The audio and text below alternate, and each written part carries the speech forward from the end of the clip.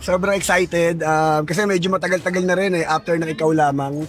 Walang Hanggan, Ikaw Lamang, Yamashita Treasure. Tapos probinsyano pero maikling-maikli lang. And then ngayon talaga itong Sigabo. Ito finally yung pagsasama muli namin, pagtatambalan namin. Kaya sobrang kami excited, yung nervyos.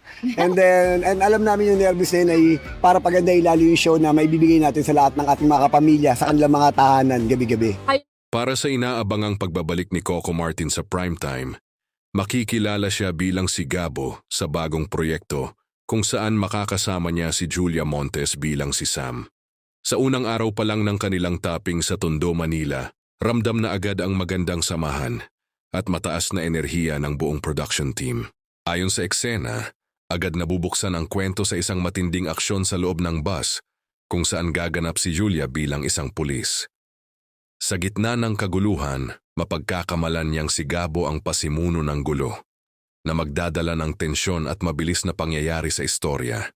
Mas lalo pang iinit ang eksena ng sa gitna ng insidente, ay masaktan si Gabo matapos siyang mabaril ng tunay na suspek. Dito magsisimula ang mas malalim na koneksyon ng mga karakter, kasabay ng mas mabigat na tunggalian sa kwento. Ayon sa production, layunin ng pilot episode na pagsamahin ang matinding aksyon, emosyon, at kilig na tiyak na aabangan ng mga manunood.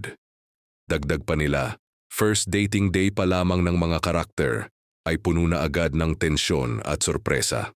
Inaasahang magbibigay ng bagong timpla sa primetime ang proyekto, lalo na't parehong kilala, sina Coco Martin at Julia Montes sa kanilang malalakas na on-screen presence at natural na chemistry. First day pa lang, sisiguraduhin na namin.